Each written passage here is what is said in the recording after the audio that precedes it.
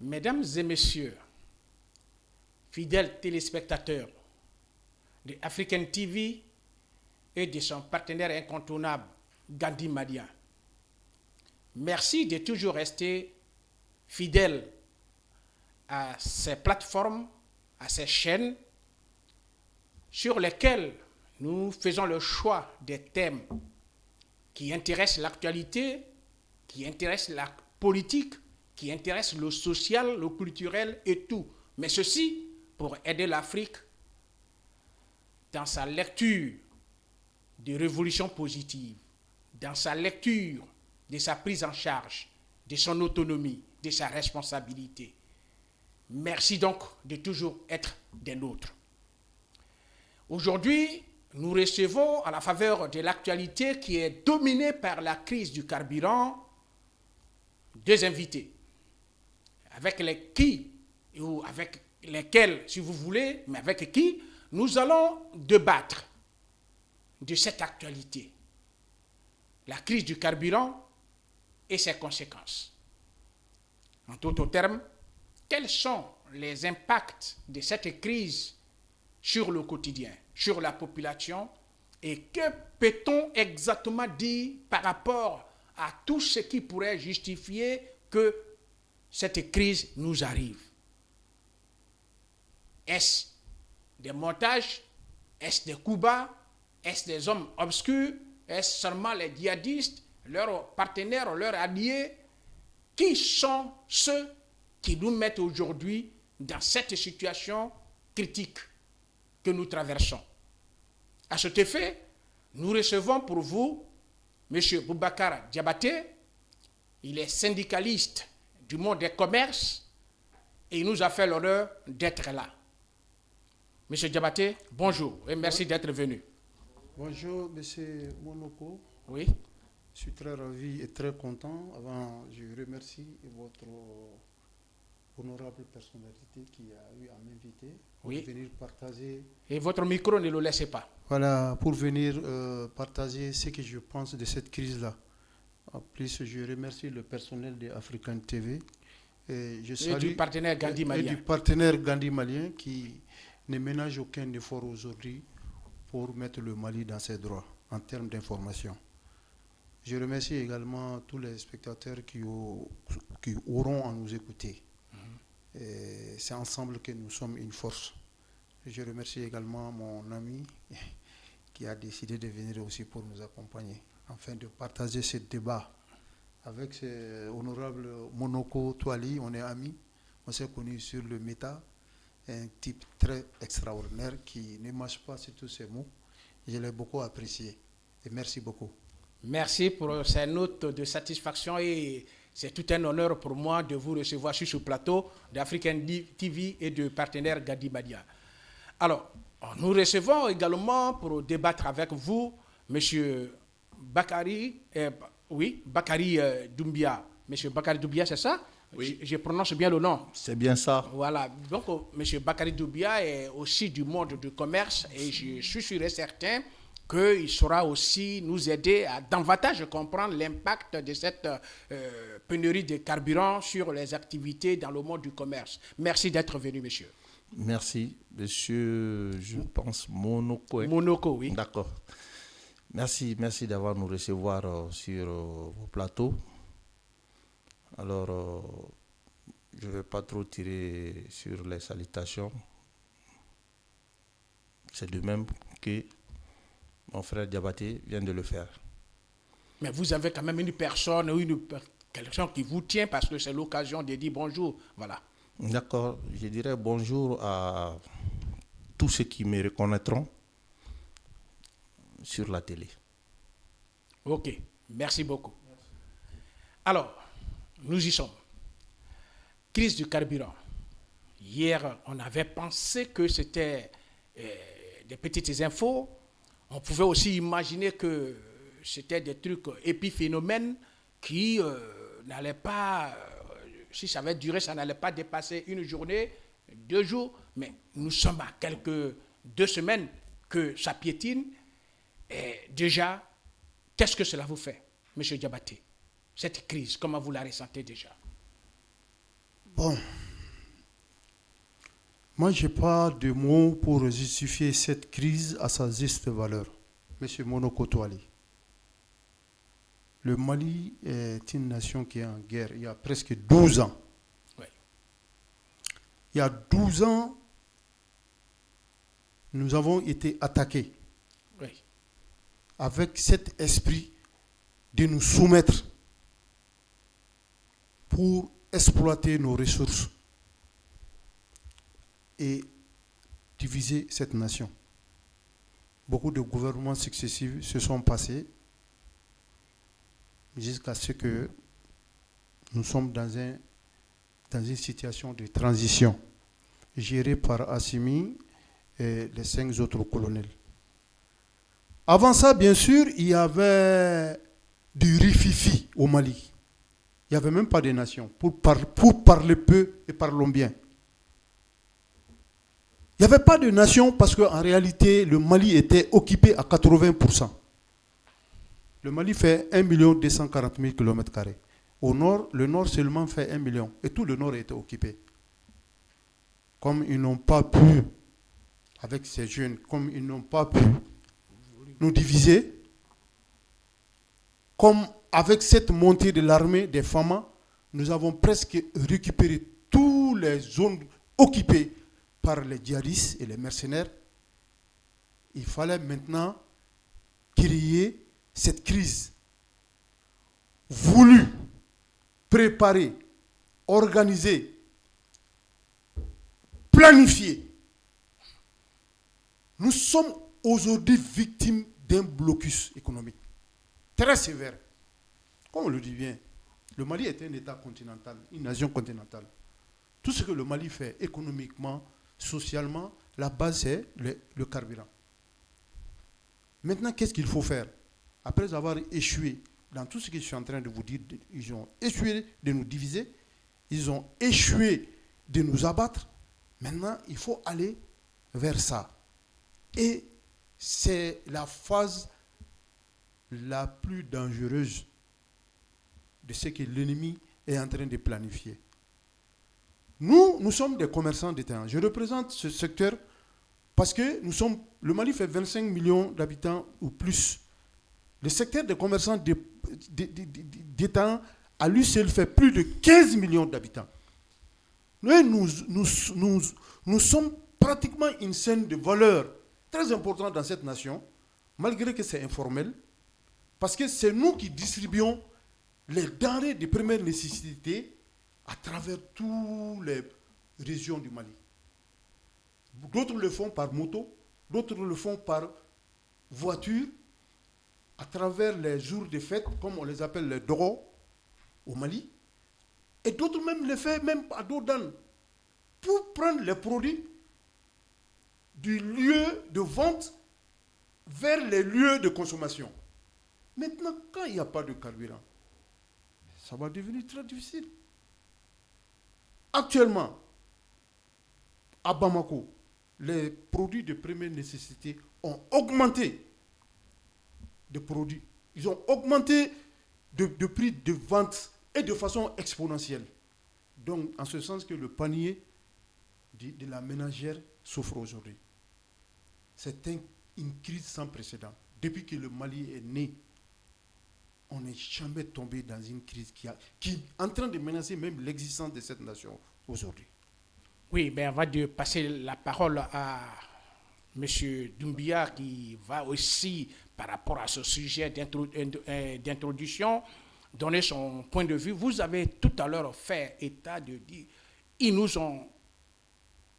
veut nous diviser, il veut nous tenter, c'est qui en réalité? Parce qu'il y a longtemps, depuis 2012, on traîne dans cette situation. C'est qui exactement qui fait ça? Qui? C'est qui? Je dirais que qui nous met dans cette situation jusqu'à aujourd'hui? Mais les faits sont là. Oui. Le Mali a même eu des preuves du coupable. On a même voulu exposer ça aux Nations Unies. Ils l'ont refusé.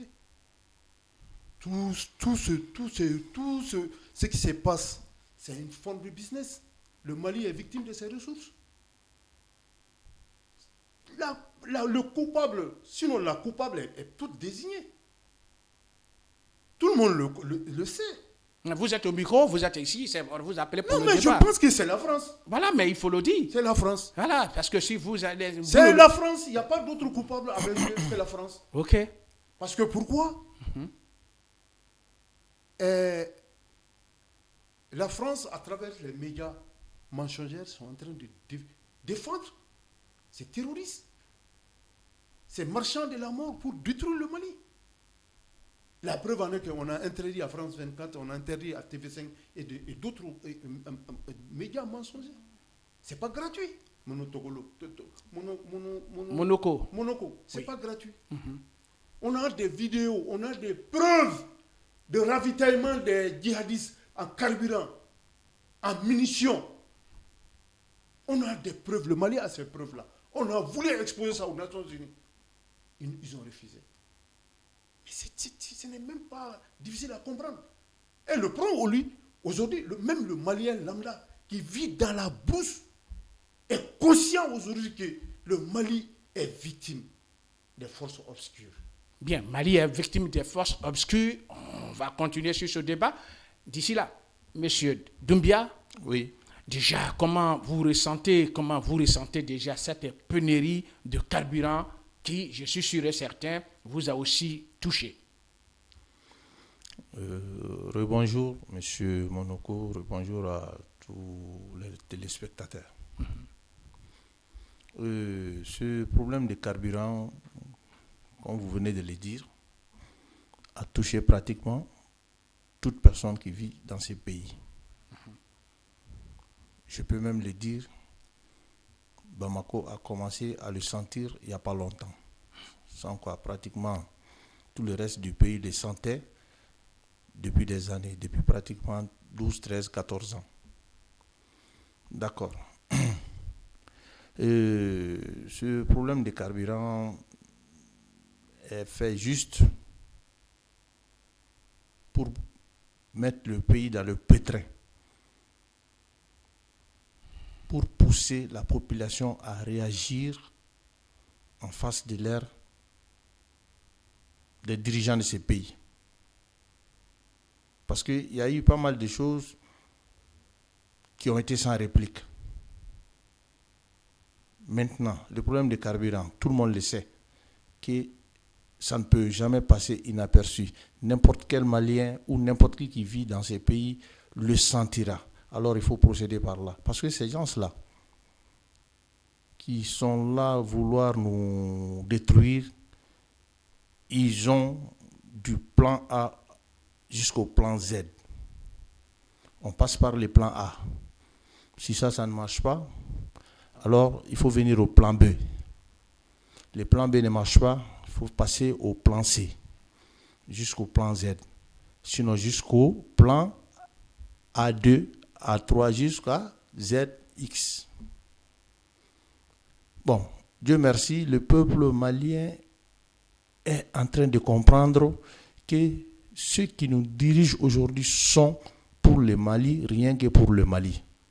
Sans quoi, s'ils le voulaient, ils pouvaient accepter l'argent comme ceux qui ont passé avant eux l'ont accepté. Là, il n'allait pas y avoir de problème. Hein. Tu acceptais tout de ces gens-là. Et puis, tout allait se passer normalement. Il y a eu même des puissances qui se sont proposées nous dire qu'ils vont chasser ces gens-là si on accepte leurs conditions. Là, il n'y a plus rien à cacher là. On est libre de dire leur nom maintenant. Et d'autres puissances qui se sont proposées à intervenir en l'air, qui se sont retrouvées à terre. Et on les a surpris en train de fournir nos ennemis sur le terrain. Et ces gens-là, on ne les a pas chassés. Hein. On les a proposé seulement d'appeler d'autres partenaires qui viendront les épauler. Parce qu'ils ont plus de 10 ans, il n'y a pas de solution. La chose ne fait que s'empirer depuis 10 ans. Parce que vous n'avez pas la solution. On va vous faire aider par d'autres partenaires. C'est ce que le Mali a proposé. Le Mali n'a chassé personne. Mais ceux qui ont eu leur sauce versée dans ces Mali, qui sont là en train de dire tout et rien et tout. Dire que oui, vous avez chassé tout le monde, vous allez voir.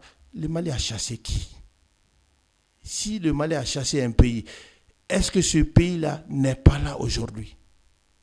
Il y a quel pays dans ce monde qui n'est pas représenté au Mali aujourd'hui? Il n'y en a pas, moi je n'en vois pas. Même récemment, on vient de signer les contrats des mines d'or avec certaines puissances qui, je ne sais pas, qui sont encore en train de jouer à un autre jeu, c'est-à-dire faire sortir leurs ressortissants. Tout ça, c'est pour nous menacer. Mais le blanc, qui a peur du blanc, il ne te respectera jamais. Quand le blanc te donne un coup, comme l'a dit le Premier ministre, tu lui donnes 2 coups. Toi, il va t'épargner parce que toi, tu vas lui prendre du temps. Mais c'est lui qui s'est fait excuser à tout moment là. Lui, c'est déjà un acquis. Alors, il ne faut pas perdre le temps sur celui-là. Mais, qu'il pleut ou qu'il neige, nous soutenons nos responsables qui ont pris ces chemins sans retour. Et moi, je les nommerai les guides africains. C'est Assimi. Bien, le guide africain Assimi. Oui. Effectivement, donc la crise est là, on va donc aussi l'apprécier, c'est vrai, les raisons ont été évoquées, mais la réalité aussi est là, la conséquence est au quotidien. On vit ça au quotidien. Aujourd'hui, les gens qui pouvaient se déplacer ne pouvaient pas se déplacer. Vous vous rendez compte que cette émission était préparée il y a 2 fois. Elle n'a pas eu lieu. Elle a été reportée pour cause de manque de carburant, parce que vous n'étiez pas disponible. Ça, c'est les réalités qu'il faut aussi savoir apprécier. Oui. Alors, certes, mais aujourd'hui, ceux qui nous mettent dans cette histoire, vous avez effectivement parlé des Occidentaux, tous ceux, mais sur le terrain, il y a quand même un certain Yad Agali, Amadou Koumfa, un certain Nabi Diarra, et un autre qui s'est déclaré tout récemment encore, qui est parlé. Ceux-là, qu'est-ce qu'on fait d'eux? Sont-ils aussi occidentaux ou sont-ils nationaux? Qu'est-ce qu'on fait et quel courage on a pour aussi les dénoncer? Je viendrai à vous, M. Diabaté, mais je vais... Monsieur parce Monoko. Ils sont aussi acteurs sur le terrain de façon pratique. Ils nous ont mis ici, ils ont brûlé les citernes, ils causent des morts, des pertes, des choses. Ce courage-là, on doit aussi l'avoir pour les dénoncer, n'est-ce pas? Monsieur Monoko, oui. Je répondrai à votre question, à vos questions, s'il le faut. Et vous savez, à part l'agression directe des Blancs face à l'Afrique, qu'ils appellent colonisation, moi je dirais plutôt que c'est le terrorisme. La colonisation, c'est une forme de terrorisme. Les Blancs, ils ont été terroristes face à nous, qu'ils ont nommé colonisation. Mais après ça, les Blancs ne sont jamais venus nous attaquer directement. Ils sont de tout le temps passés par certains apatrides, de certains qui ne voient que de l'argent, qui ne voient que des petits moyens qu'on leur donne. Alors, ils ne font que passer par ces mêmes gens-là, sans quoi tous ceux que vous venez de nommer ne sont rien, ils n'ont pas la solution aux problèmes qui se posent, ils n'auront jamais la solution. Même si tout de suite tu leur appelles là, ils te diront qu'ils vont aller revenir et ils vont aller demander à la France, à l'Occident. Alors ils nous ont dit ça. Qu'est-ce qu'il faut leur proposer? Donc, ça c'est la réponse à cette question. Ce que je veux vous dire aussi, pour sinon la première ou je ne sais pas la combien question, c'est le problème des carburants. Nous allons résister à ces problèmes de carburant. Oui, je sais, le Mali est un pays résilient, mais ma question, il y a des gens qui opèrent sur le terrain qui nous font du tort.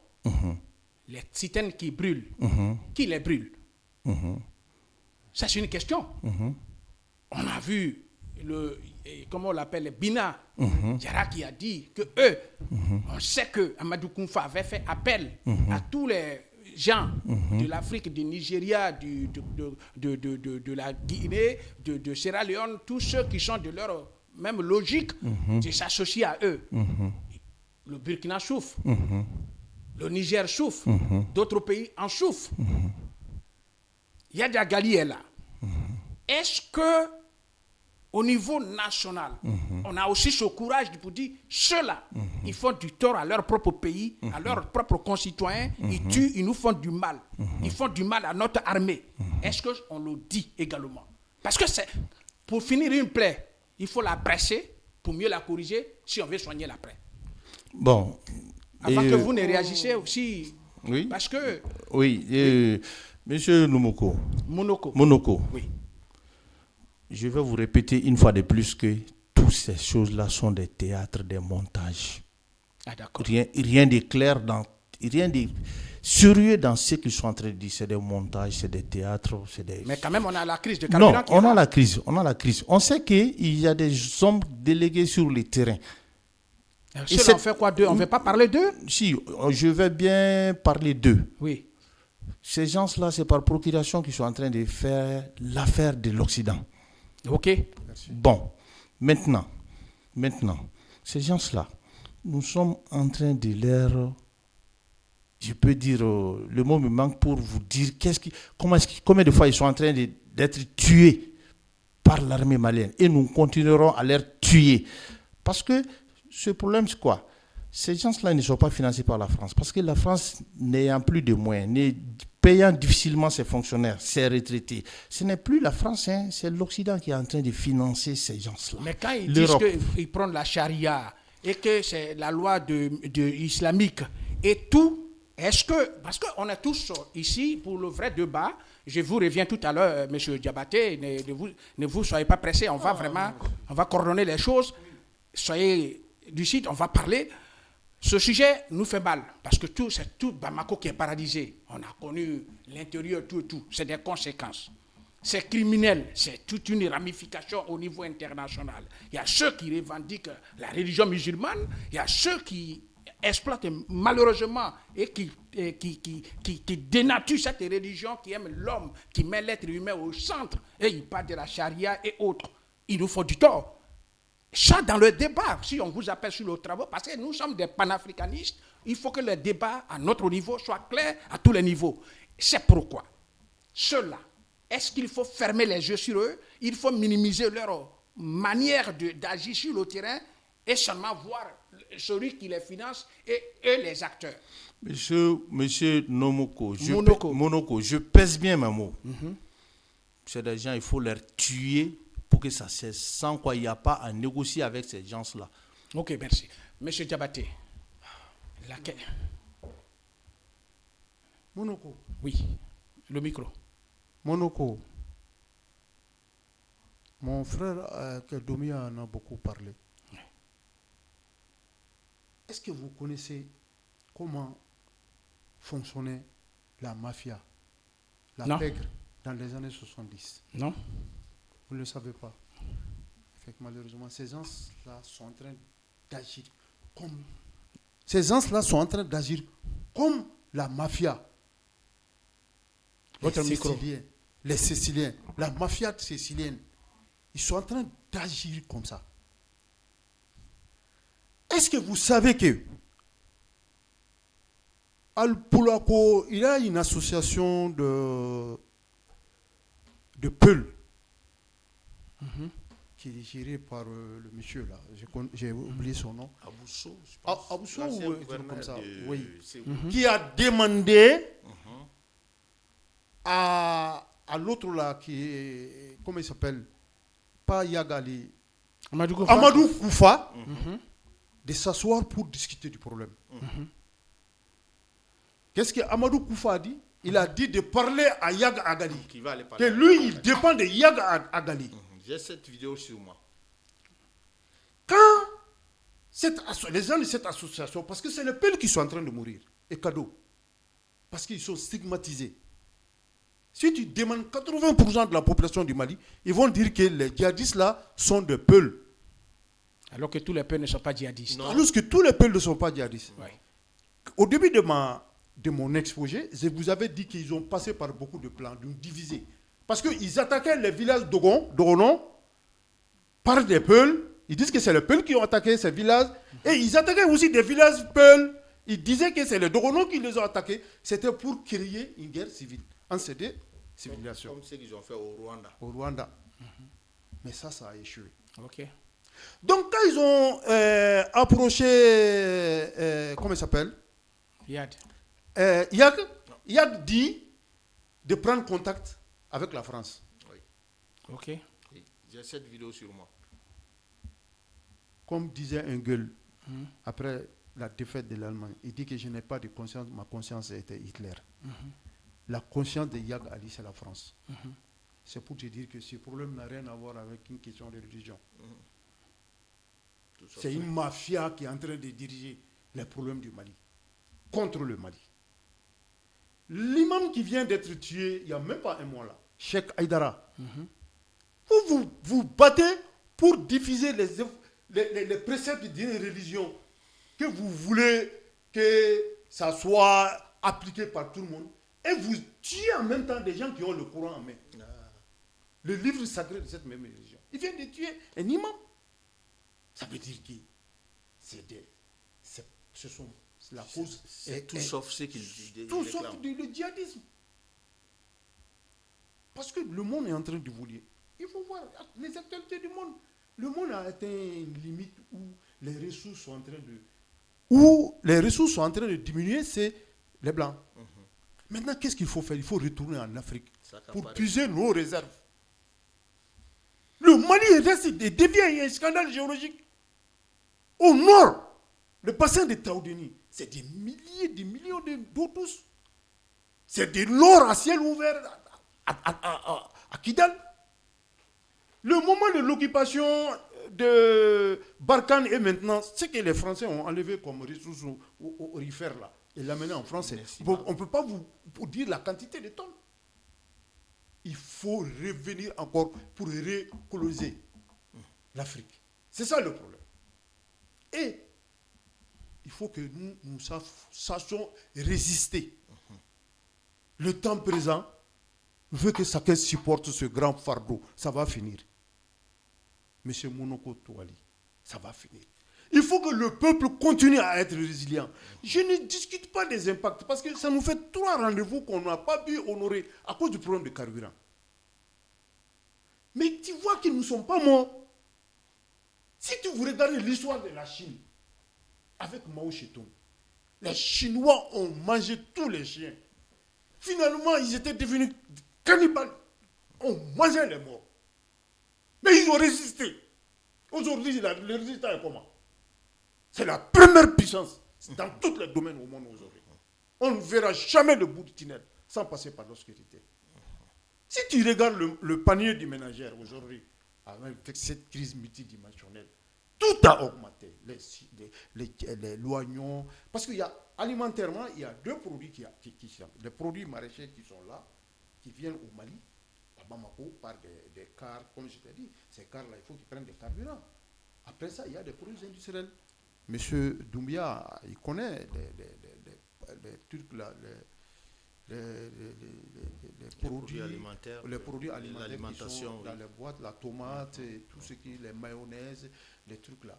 Le prix, c'est en train de répercuter sur tout ça. Et ça se comprend. Ce n'est pas des niais qui ont développé cette stratégie. Quand tu regardes comment ils agissent sur le terrain, tu sauras qu'ils sont dirigés par des esprits intelligents. En complicité avec certains Maliens qui faisaient partie de la pyramide des valeurs, qui profitaient de toutes les largeurs de cet État, qui sont privés de ça aujourd'hui, et qui s'en prennent à cette nation. Parce que maintenant, eux, ils n'ont plus cette fatalité d'envoyer leurs enfants à des écoles à l'extérieur. Ils ne sont plus dans les prados, ils ne sont plus dans les... Tout ça est en train de s'arrêter. Parce que le Mali est en train de rentrer dans le monde du sérieux. Si ce n'était pas, nous ne sommes pas là pour faire une publicité politique, hein. Nous sommes en train de parler de la réalité. Si ce moment trouverait que on était dans l'ère politique, tout ça, ce moment allait trouver que le Mali était divisé. C'est clair. Avec leur drapeau. On a fait combien de fêtes de la libération de l'Azawad au vu et aux yeux des politiques, des militaires? Combien de temps on nous interdisait même de payer un Beretta? Oui. On n'avait même pas le droit de payer un fusil. Les militaires qui tombaient au front étaient à la merci des charognards. Oui. Monoko, c'était très sérieux. On communiquait les positions de notre armée aux ennemis. On a eu les vocaux. On a toutes ces preuves-là. Le Mali, il y a tel militaire. Moi, je viens d'une famille de militaires. La première femme générale de l'armée du Mali aujourd'hui, c'est ma grande-sœur, générale Kani Koulibaly. J'ai mon petit frère qui est Deka Diabaté, qui est là l'armée. Aminata, colonel Aminata. Je suis colonel Aminata Diabaté. Non, qui a pas servi cette il faut faire l'économie des noms. Voilà. Non, il faut qu'on le dise. Tu me dis de dénoncer la France. Je vais parler de ma famille. Moi, je viens d'une famille de militaires. J'ai un neveu qui est mort lors de la bataille d'Agen Ok. Il n'y avait pas d'armes, il n'y avait pas de munitions. Et c'était un quota avec lui. Je dis que bon, je vous demande pardon à tous. Je vais mourir bientôt. Ils sont déjà rentrés dans le camp. Monoko, c'était des situations inculpes. Aujourd'hui, nous ne sommes plus dans cette situation. Quand même, aujourd'hui, nous avons fait une démonstration d'armement qui a séduit toute l'Afrique. Il faut qu'on se batte. Le monde ne connaît que ça aujourd'hui. Tu es fort, on essaie de te piétiner. Tu es faible, on t'écrase. Tu es fort et tu es fou, on te laisse en paix. Il faut qu'on accepte de souffrir pour cette nation. C'est très, très important. Sinon, l'impact est exécrable aujourd'hui dans la vie des Maliens. Mais on est en train de se battre pour le problème de courant. Est-ce que le problème de carburant aussi rentre dedans? Quand nous allons sortir vainqueurs avec notre résilience, que même les Chinois vont envier, ils vont dire, laissons cette nation-là en paix. Parce qu'ils sont forts dans leur esprit. C'est ça le problème. Bien. Donc, la résilience, vous le savez, hein, la nation malienne, le peuple malien est un peuple très résilient. Personne ne peut le nier. Voilà. Et la résilience a commencé depuis que ce pays a tristement été attaqué avec la rébellion sécessionniste du Nord, de l'Azawad, et jusqu'à aujourd'hui, le Mali est resté debout. Ça, personne ne peut le nier. Félicitations, bravo, et félicitations encore une fois de plus à ce grand peuple résilient. Cela dit, revenons au sujet. Vous êtes des commerçants, vos activités, comment ça se passe maintenant par rapport à cette situation, comment ça évolue? Bon, nos activités, ça se passe tout naturellement comme à n'importe quel moment. Seulement, quand il y a un problème qui se pose, ce qui est sûr, les petites conséquences peuvent tomber. Et nous sommes prêts à l'assumer. Ok. Nous sommes prêts à l'assumer. On l'assume, ce n'est pas pour aujourd'hui. C'est pour demain. C'est pour nos enfants, nos petits-enfants. C'est pour qu'on soit un jour libre. Sans quoi, la liberté, là, ça s'est dit. L'indépendance, là, ça s'est dit. Mais l'Afrique n'a jamais été indépendante. L'Afrique n'a jamais été libre. Oui, mais je comprends ça, c'est du point de vue géopolitique, tout le monde le sait, mais comme l'actualité, la réalité, le quotidien, actuellement, malgré la crise, comment vous la ressentez? Parce qu'il faut aussi être objectif. C'est ce que je vous ai dit, qu'il y a un problème qui est là, mais on reste résilient, on continue, on va l'assumer. D'accord. Et le peuple malien est prêt à l'assumer. Laissez-moi vous dire que le peuple malien, si je vous avancerai cette phrase, vous allez peut-être trouver que je suis malien, c'est pourquoi je défends les Mali. Il n'y a pas un peuple plus fort sur cette terre comme le malien. Je dis bien sur cette terre, je pèse mes mots. Ouais. Je pèse mes mots. Il n'y a pas un peuple qui est fort comme le peuple malien. Je pèse mes mots. C'est le peuple malien qui, si son président ne fait pas bien, il rentre au palais lui taper. Mais si tu vois ce même peuple-là dire que Assimi, si ça fait plus que ça, on va marcher à pied, on te suit derrière. Ce n'est pas autre chose. Nous sommes résilients, c'est dû au fait que ceux qui sont là aujourd'hui sont en train de bien faire. Sans quoi, le Malien, si jamais ça se passe mal demain, tu vas te tromper de ce. Tu vas te dire que c'est le même peuple. Parce que celui qui est devant toi, s'il se comporte bien, mais tu es obligé. Mais moi, je suis devant toi. Moi, je vole tout. Tu vois, toi, tu me vas voler. Moi, je t'interdis de voler. Ou bien toi, tu dois subir parce que moi, je suis en train de voler. Tu penses que je vais m'asseoir te regarder? Jamais. Non. ceux qui sont là devant nous aujourd'hui, à qui veulent l'entendre, on leur fait confiance. Ils sont en train de nous prouver qu'ils sont des bons Maliens. Ils sont en train de nous prouver qu'ils... Mais quel président dans ces pays-là a laissé son fort de souveraineté au service du peuple malien? Moi, je ne l'ai jamais vu. Je suis une première fois. Et le président actuel du Mali, je n'ai jamais connu même un de ses parents. Non, je ne connais personne parmi ceux qui sont là. Mais je sais qu'ils sont sur une voie qui va porter fruit un jour. Pratiquement 99% des Maliens sont comme ça. Je ne dis pas ceux qui ont eu leur sauce versée là. Eux, en tout cas, bon. Non. Les sauces se sont versées. Je vais un peu intervenir parce que justement, par rapport à une chronique, à une situation qui est en train d'effrayer la chronique, par rapport à l'intervention de Miss Keïta, qui est en train de faire du bruit sur toutes les plateformes et sur Facebook, là, qui dit que ce n'est pas une nouveauté, cette histoire-là. C'est pas une nouveauté. C'est parce que c'est le Mali. Sinon, il y a 10 ans, voilà, les régions sont dans cette situation. Mais c'est quand Bamako a ressenti que... On va coordonner parce que les gens nous regardent pour ne pas que ça soit débat de grains. Voilà, on coordonne. Donc, voilà. Miss Keïta a dit que le Malien s'assoit, les Bamakois s'assoient. Si maintenant ils parlent, c'est parce qu'ils sont touchés. Ils sont en train de toucher. Eux, ils sont dans les régions là. Ils sont en train de se battre contre ces ans il y a plus de 10 ans. Si on parle qu'il y a certains villages qui ont signé des traités de paix avec ces bandits-là, des djihadistes-là, c'est pour qu'on les laisse faire leur activité. Ouais. Parce que notre secteur, le commerce du détail, nous utilisons 90%, ça veut dire quoi, des Maliens actifs.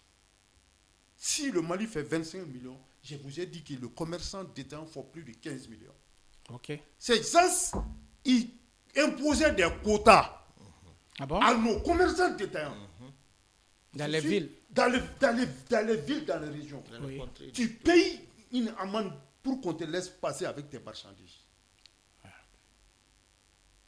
Ils viennent après chaque récolte. Ils t'imposent un certain nombre de sacs de riz ou de... La population de Nyono ne peut pas me dire le contraire. Ils viennent, ils prennent la quantité qu'ils veulent. Et puis ils s'en vont. Ils s'en vont avec.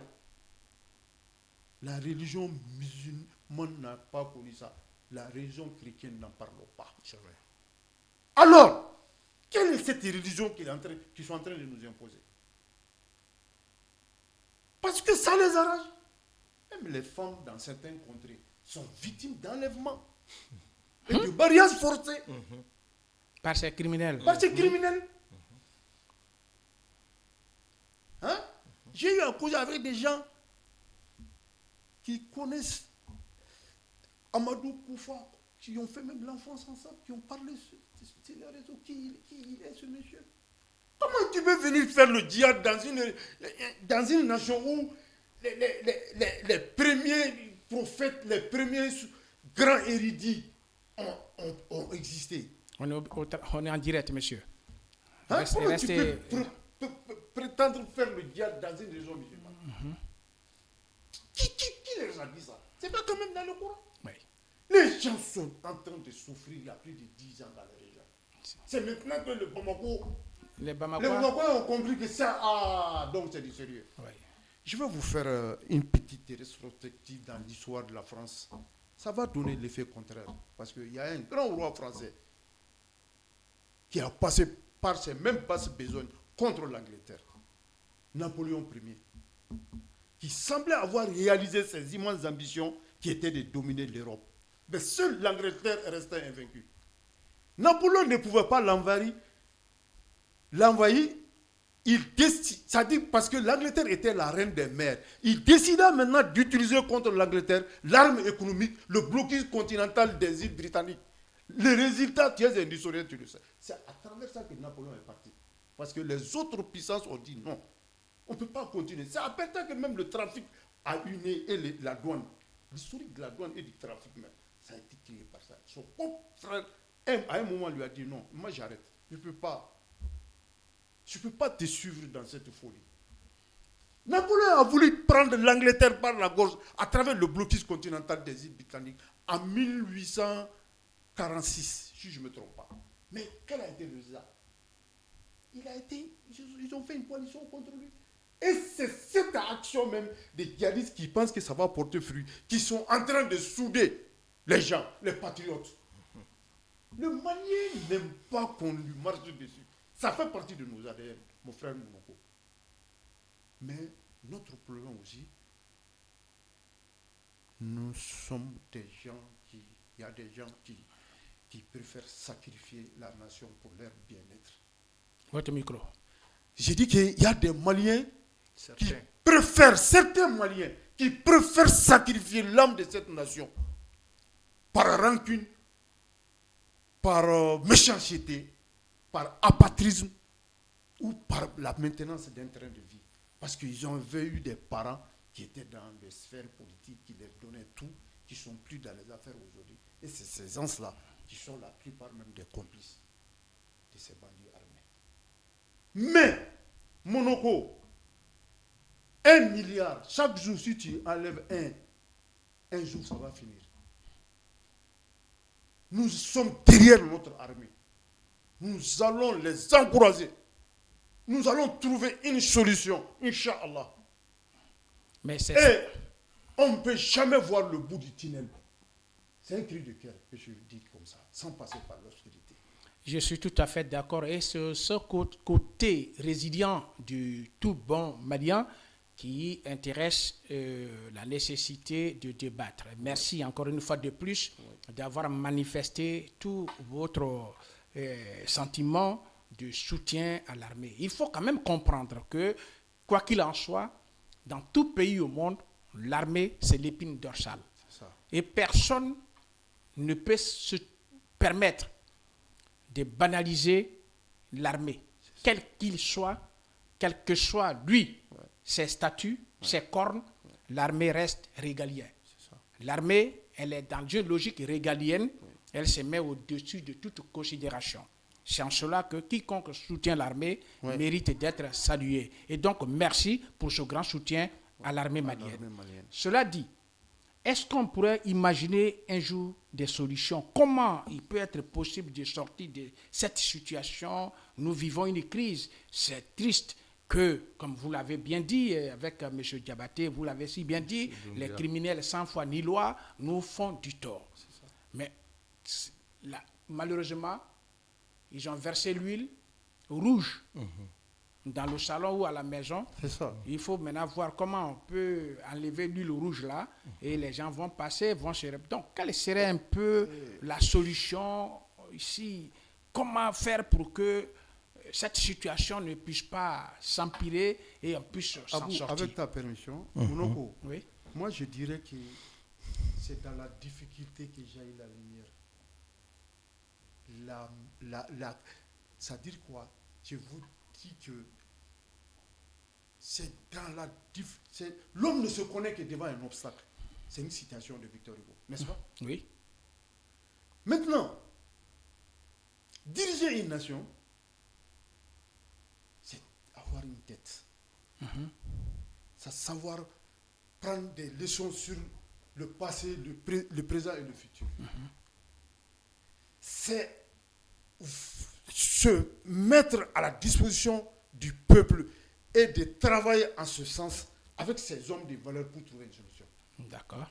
Si tu allais demander à Assimi, le jour même du 22 septembre, que le Mali allait tomber dans cette crise-là, il n'allait pas te croire. Mais comment c'est fait? Ils sont en train de se battre. Ils sont en train de se battre.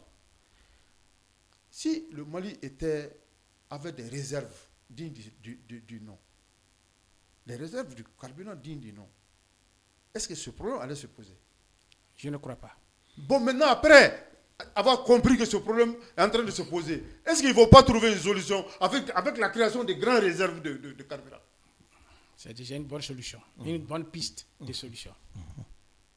Est-ce qu'ils ne vont pas chercher, le pays même ne va pas chercher des partenaires solides et costauds? Ce n'est pas seulement la route qui est le moyen de transit des carburants. Il y a des cargos qui peuvent prendre 1 million de litres. Pourquoi ne pas signer des contrats avec ceux-ci? pour amener du carburant et fournir toutes les stations. Sans pourtant essayer de faire disparaître nos opérateurs économiques. C'est ce que je voulais dire parce que... Oui, je vais en venir. Voilà. Sans ne pas faire disparaître nos opérateurs économiques donc je salue ici la bravoure qui ont eu des pertes immenses de presque des milliards. Donc Mamala, il y a eu beaucoup de citernes de Mamala qui ont été écrabouillées par le feu. Mais il continue à faire venir le carburant. Il mérite d'être salué ici. Lui et tous les autres. Je salue également les chauffeurs, au risque de leur vie, qui sont même jusqu'à présent en route avec du carburant pour venir au Mali. Donc, rétrospective est la reconnaissance accorde à ces gens-là.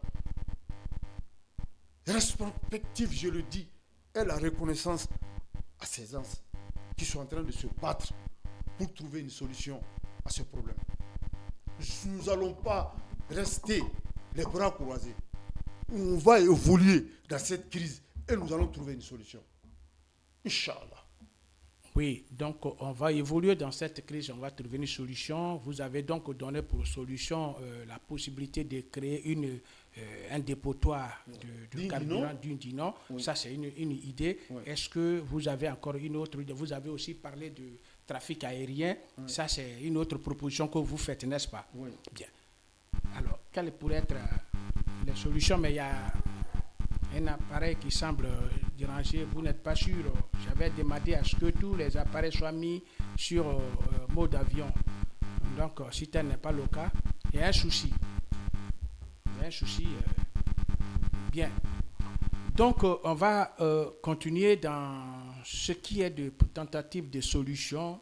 Comment on pourrait régler quelles solutions pour dans l'immédiat? Parce que quand il y a la crise, il y a le court, moyen et long terme, n'est-ce pas? Oui. C'est ce que Diabaté propose. Moi, je pense que c'est très salutaire et je pense bien que les décideurs vous attendront pour y en tenir compte. Sûrement, ils ont déjà pensé à cela. Oui.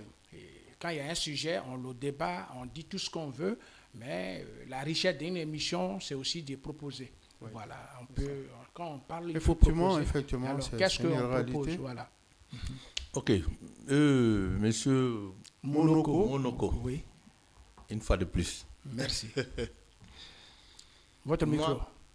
Moi, je reviendrai sur ma position.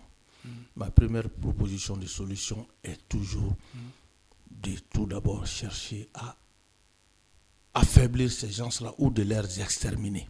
Bon, on a compris l'expression, mais de les neutraliser. De les neutraliser. Voilà, c'est mieux quoi. Bon, c'est après avoir les neutralisés qu'on aura une solution. Tant que ces gens-là, ils ont la possibilité de brûler nos citernes à 5-6 km, ils sont en train de bombarder nos citernes avec, je ne sais pas, des armes sophistiquées. Ça, parce qu'ils ne veulent pas de la solution. La solution avec eux, c'est quoi? C'est de s'accaparer de tout ce qu'on a ici. Leur solution, ce n'est que ça. Ils n'ont pas d'autre solution que ça. Ils ont été envoyés pour cette mission. Ils sont en train de faire cette guerre-là par procuration. Parce qu'on est en train d'empêcher ces puissances-là de nous piller maintenant. Oui, on a alors compris, mais non, écoutez, c'est moi qui dirige mon sujet. Je ne vais pas contre, on s'écarte de notre sujet. Moi, je dis, quelles sont maintenant, on est sur phase, quelles sont les propositions qu'on peut faire? Parce que être là, vous êtes des citoyens. Oui. Notre façon, si on fait ces débats, on critique, on dit, mais il faut aussi aider les décideurs. Oui, parce que si on ne va pas aussi sur le terrain des propositions, on n'aura pas été utile. Donc, quelles sont les propositions? Parce que sinon, la colonisation, tout le monde le sait. Ce que vous dites, vous l'avez dit, ça m'a plu, mais le répéter ne servira plus rien. Il faut donc aller à proposer, ça va être... Tout citoyen doit contribuer. Oui. Quand il y a un problème, chacun apporte sa contribution. Et votre contribution, c'est d'être sur le plateau, donner votre point de vue, votre cri de cœur, pleurer, dire tout ce que... Et en même temps dire, mais malgré tout, voilà ce qu'on joue intérêt. Voilà la solution. C'est ça. Que j'apporte. Voilà la richesse. Il n'y a pas de problème, c'est clair et net. De toute façon, je reviendrai là-dessus. Ma proposition de solution est toujours de chercher à affaiblir ces gens-là. Avant de les affaiblir, tout ce qu'on proposera, en tout cas, moi, je ne vois pas ça. Voilà. Donc, il voit l'efficacité sur le terrain des plus hautes autorités, surtout de l'armée, de tout faire pour les empêcher par tous les moyens pour que la paix revienne et que les choses se passent bien. Alors, M. Diabaté, on va boucler. Et C'est ça. voilà. Et, Bon, voilà. avant, je tiens à dire quelque chose qui ne va pas plaire à beaucoup de Maliens. Hein. Oui, allez-y. Ça, c'est clair. J'espère que c'est Je pas trop profite mauvais. de ce plateau pour remercier le président Alassane Ouattara OK. de la Côte d'Ivoire, OK. qui vient d'être réélu pour un 4e mandat. OK. Mon frère, comme dit un adage, à beau être un bon danseur, il faut avoir les 2 pieds sur terre. Juste, ouais.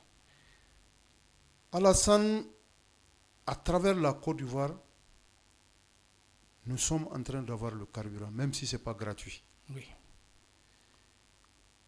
Le Mali traverse une crise viscérale, multidimensionnelle, qui n'a jamais connu. Alassane pouvait créer un problème et fermer ses frontières. Oui. Et ce serait le blackout total. Mais il est en train de laisser passer nos citernes.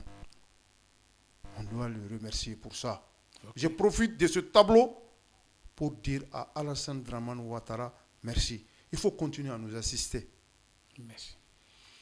Je dirais aujourd'hui à ces autorités également de faire tout pour refaire la route de Caille, qui est dans un état de délabrement très avancé.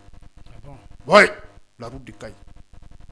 Je suis témoin, je suis président même d'une association qui s'est beaucoup battue pour ça. Cette route aujourd'hui laisse à désirer. Alors que si c'est en bon état, le trafic peut passer par cette route et c'est moins coûteux même pour les commerçants. Et moins d'accidents. Okay. Mais aujourd'hui, le tronçon Caille-Bamako, c'est le boulevard de la mort, tellement qu'il y a des accidents. Il y a plus de 30 ans, nous qui venons de cette région, nous sommes en train de crier, pleurer à tous les régimes qui ont passé, de voir la région de Caille, qui prend presque, avec ses mines, avec le dédouanement, plus de 40 ou 45% du budget de l'État du Mali.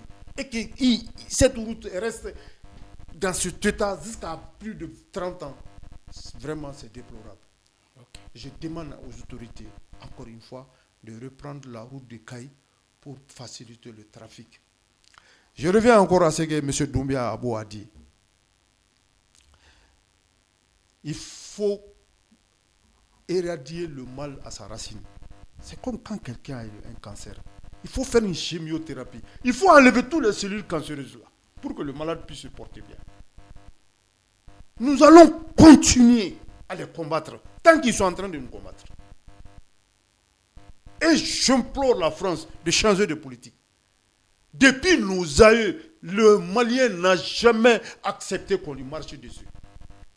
Même si tu nourris chaque jour un Malien, il y a un certain degré de non-respect qu'il ne faut pas lui faire.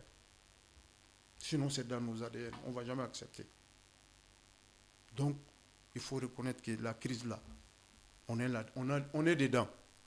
Et le président est en train de se battre. Assimi a même vieilli. Il commence à avoir des poils blancs sur la tête.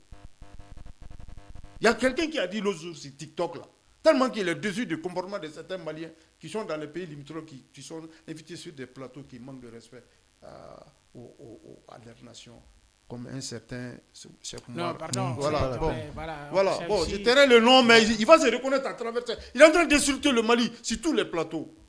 Qu'est-ce qu'on lui a fait? Qu'est-ce que cette nation lui a fait? Merci, M. Diabaté. C'est un Malien. Oui, M. Diabaté, ce que je voulais dire, et comprenez-moi aussi, dans le cadre du professionnalisme qui m'oblige. Effectivement, non, voilà, je comprends, si je retire le mot. Voilà, on est au dehors, on peut se permettre, mais ça. Ici, on est sur un terrain professionnel. Effectivement. Voilà, si je tiens compte de certains éléments. C'est ça. Voilà, merci beaucoup. Merci. Le cri de cœur a été attendu. Oui. Et je suis sûr et certain que ce que vous dites à l'endroit des plus hautes autorités, ils entendront, et encore merci du soutien que vous apportez à l'armée malienne. Alors, on va, avant de lui donner le dernier mot de remerciement, sans commentaire, vous aussi, on est vers la fin de l'émission. Qu'est-ce qu'on peut retenir? Qu'est-ce que vous avez à dire? Voilà. Bon, tant aux Maliens, tant à la population, tant à tout le monde, quels sont aujourd'hui. Voilà. Ok. Votre micro.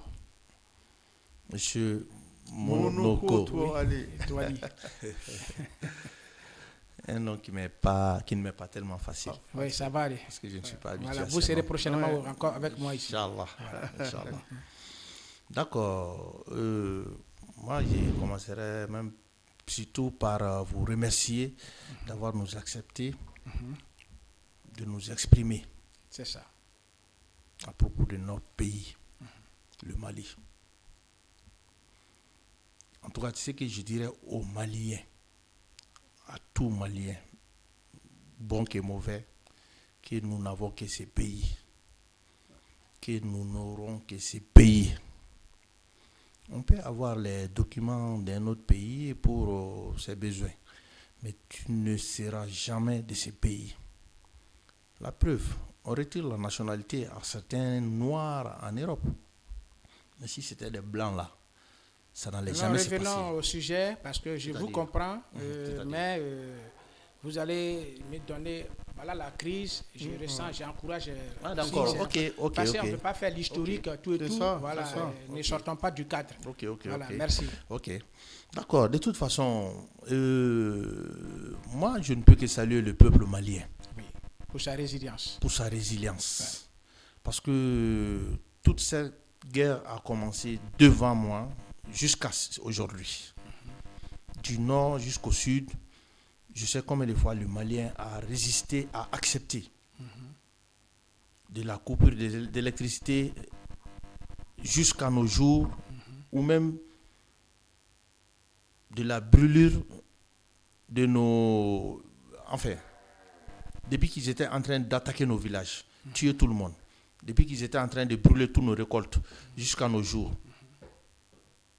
En tout cas, les Maliens ont supporté, ils ont su vraiment résister.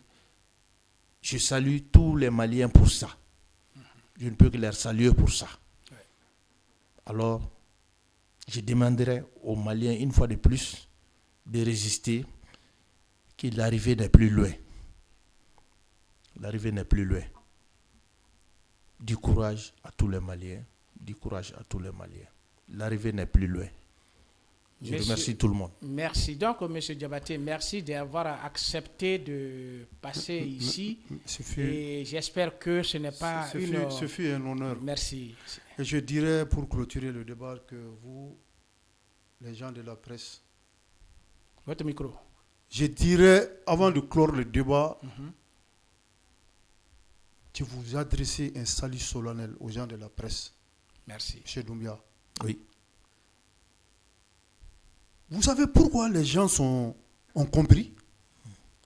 Non. Est-ce que vous savez pourquoi les Maliens sont derrière ce régime-là? Non. Combien sont partis à cause de petites rumeurs? C'est parce que vous travaillez de façon professionnelle. Merci. Oui. Moi, je vous suis, Monoko Touali, je vous suis sur le méta.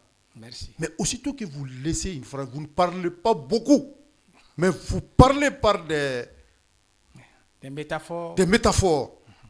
Je vous assure que les les gens, proverbes. ceux qui réfléchissent avec les têtes, vous comprennent. Merci beaucoup. Je vous remercie beaucoup, les gens du média. Vous êtes en train de jouer un rôle très prépondérant dans la stabilité de cette nation. Merci. Vous savez pourquoi aussi le Mali est devenu la bête à abattre? Non. Vous n'avez pas remarqué aussi, sur la tribune des Nations Unies, tous les autres pays africains viennent maintenant dire les 4 vérités aux colons? C'est parce que c'est le Mali qui a ouvert le bal avec notre Premier ministre, Choguel Maïga. Ablaye Diop. Ouais. C'est le Mali qui a ouvert le bal. Abdoulaye Maïga. Quand on parle de l'indépendance des peuples d'Afrique dans les années 60, non, je parle la vérité. C'est maintenant que le peuple africain est en train de se libérer. Mais on ne peut pas faire le débat. Une libération. Je sais que mon frère est très inspiré, mais on ne peut plus faire le débat. Mais on va revenir pour la prochaine fois. Je reviens encore à vous, les journalistes. Oui. Au risque de votre vie, vous êtes en train de faire open eye. Merci. Ouvrez les yeux. Oui. Et je salue African tout le personnel TV de African TV et de son partenaire Gandhi et Mali. de notre partenaire Gandhi Mali qui, à travers chaque débat, est en train de faire pleurer les patriotes. Souvent, quand quand nous suivons des débats, surtout avec Général Jawara. Ok. Félicitations à vous. Merci beaucoup. Et Qui merci. minutieusement. J'espère que ce ne sera pas une dernière Non, non, fois. non, la porte vous sera toujours- Nous resterons disponibles. Oui. Moi et mon ami Fakoli, qui est un panafricaniste, un patriote, sans autre commentaire. Merci, M. Merci Diabaté. beaucoup. Voilà. Ah, Fakori, comme on l'a dit, ben, vous, c'est M. Doumbia Oui, Bakary. Bien. Voilà. Un mot pour mettre fin. En tout cas, Monsieur Monoko, le rôle que la presse a joué dans cette guerre, c'est inestimable. Et on ne peut même pas estimer Sa juste valeur. sa juste valeur. Merci beaucoup. Parce que sans la presse, on allait continuer à marcher dans le flou. C'est ça. Et c'est la presse qui a fait découvrir, même aux vieilles mamans qui sont devant leur poste, de savoir qu'est-ce qui est quoi. Aujourd'hui, les vieilles mamans te causent très bien de la politique, des réalités du Mali. C'est parce que vous, la presse, vous les avez éclairés. Merci. Même au fin fond de la brousse. Grâce à vous, la presse, que ces gens-là ont été découverts, que c'est des gros menteurs, que c'est des gens qui ne font pas ce qu'ils disent et qui ne disent jamais ce qu'ils font. Donc, vraiment, le mot me manque pour saluer la presse. Que Dieu vous en garde. Merci beaucoup. Alors, merci pour ces bénédictions, mesdames et messieurs. On était donc ici avec M. Diabaté. On est en direct, c'est pas fini, l'émission M. Diabaté. Tout geste est contrôlé. Voilà. On est donc, mesdames et messieurs, merci d'avoir accepté d'être avec nous.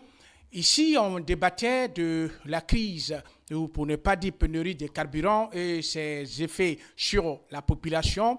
M. Diabaté, que nous avons invité avec M. Bakary Doumbia, Diabaté a dit que oui, cette guerre est une guerre montée de toutes pièces pour déstabiliser le Mali et s'accaparer de toutes les richesses de ce pays. Par voie de conséquence, il faut toujours tenir parce qu'on ne peut rien avoir sans tenir tête à qui que ce soit. Bien. Quant à M. Bakary, il reconnaît également que la même logique est qu'il y a différentes formes de plans, plan A, B, C jusqu'à Z pour toujours tenter de déstabiliser, mais tout compte fait, l'armée malienne tient, les autorités tiennent. Et par voie de conséquence, il y a lieu aujourd'hui de faire en sorte que ceux qui sont sur le terrain, sur le territoire et qui embêtent, qui créent des problèmes, soient bien neutralisés. Et s'ils sont neutralisés, alors une solution apaisée est possible, sera possible. Voilà en somme le résumé de cet entretien que ils ont bien voulu nous accorder à travers cette plateforme. Donc autour de notre plateau, ils ont donné leur cri de cœur, ils ont donné leur soutien et que nous aussi, nous avons pris bonne note et nous leur disons merci. Et cela dit, nous allons donc mettre fin à cette émission et prendre congé de vous, mais nous ne pouvons pas sortir de cette salle sans donner un clin d'œil à tous nos techniciens, à toute l'équipe, à toute la direction de Gandhi Malien, de African TV qui sont vraiment liés et qui travaillent dans ce sens-là pour que l'Afrique soit davantage informée et éclairée. Techniciens, à vous, grand merci. Cela dit, nous mettons fin à cette émission en espérant encore vous retrouver, vous qui nous suivez sur cette plateforme, et merci de toujours rester avec nous et bonne journée, pour ne pas dire bon début de week-end. À bientôt.